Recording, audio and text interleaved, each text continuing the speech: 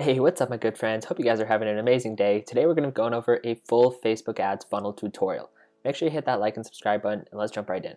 Alrighty, so first off, what is a funnel? So, a funnel is a way of breaking down the customer's journey all the way from the awareness stage at the top of the funnel here when they first learn about your business, down to the purchase stage when they're ready to buy your product or service in this middle of funnel stage here, and then to the retention stage when they've already purchased and we're going to keep their brand loyalty at the bottom of the funnel here.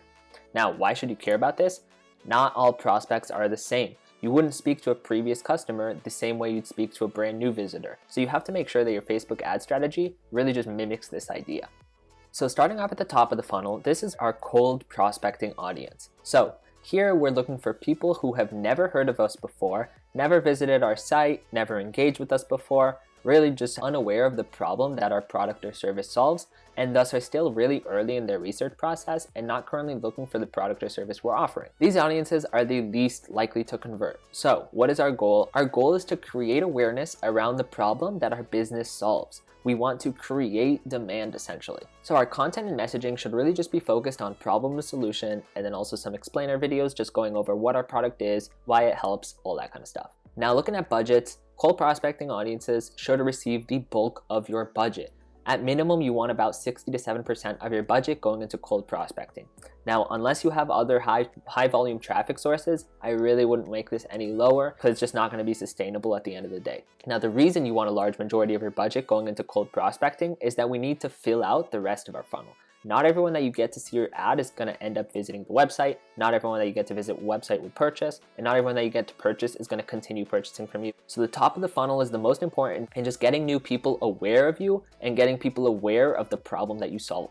Now here I pulled a few examples of some top of funnel images and videos that work really well for these big brands. So for Canva, this ad is really just saying that it makes it easy to create professional content, right? If someone's looking to create professional content and they see this ad, they might be interested and explore a little bit more. For GoPro, we can really just see the ultimate everything camera, and it's really just showing that it's very durable, has 5K video, all that kind of stuff. And then for Dollar Shave Club, we see find out why women with thick hair switch to Dollar Shave Club. Again, calling out a problem, thick hair, and the solution, Dollar Shave Club. Now next up we have the middle of the funnel. This is our warm retargeting audiences. Now these are people who have heard of us before, are aware of our brand, maybe watched some of our ads, engaged with us on social media, visited the website, but haven't purchased anything, right? That's the main distinction, that they have not purchased. These prospects typically know that they have a problem and that they need to find a solution, but they're really just unsure about which solution is best for them. So what's our primary goal here? Our primary goal is to make them purchase your product or service. And how do we do that? By convincing them that our solution is the best one for them. Now for content and messaging here, we really just want to use social proof, testimonials, unboxing videos, competitor comparisons, answer frequently asked questions and common objections, all that kind of stuff.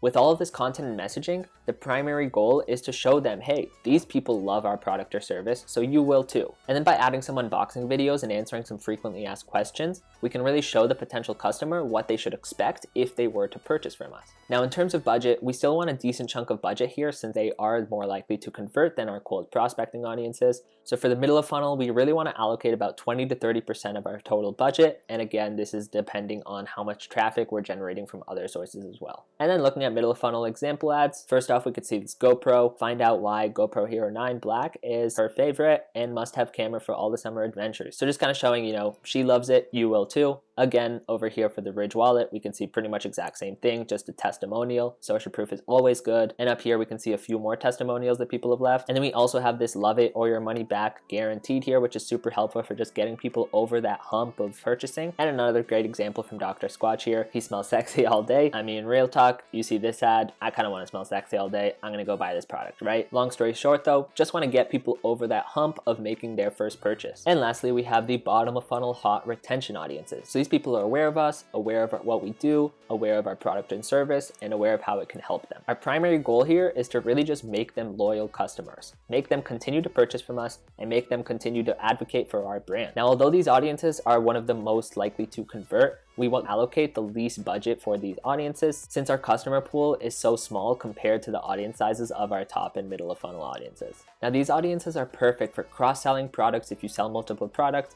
promoting new product offerings or services, great around the holiday season for gifting messaging, upselling on memberships or subscriptions, all that kind of stuff. And we want to be allocating about 5 to 10% of our total budget towards these audiences. Don't want to be spending too much here, as obviously our top of funnel and middle of funnel audiences are going to be so much bigger. And we also don't want to be scaring these guys away by continually hitting them with ads even though they've already purchased. And then a few more examples for bottom of funnel audiences. So for Nike, we have these new mix and match layers that they're advertising. Again, really good for existing audiences. Most people know about Nike. Most people have purchased Nike before. So this is a great ad to just kind of get you thinking about what's next. The Ridge wallet built a new pen. So this would be a great ad to hit for people who are already familiar with the Ridge wallet, already use it on a daily basis, and already trust the brand to try this new product that they're launching. And then lastly, Dollar Shave Club, really just focusing on that gifting messaging around the holiday season and buying someone a membership to Dollar Shave Club. And then you can see here, Nano love it. Big Tim is into it, all that kind of stuff. Again, just kind of playing on that idea of gifting it to someone that you love, and you're much more likely to gift something like this if you're already a loyal fan of the company and you've already personally used their products. Thank you for watching the video. Hope you guys learned something new today. If you did, please don't forget to like and subscribe. It helps me out a ton. Check out my other videos, and I hope you guys have a great rest of your day. Enjoy!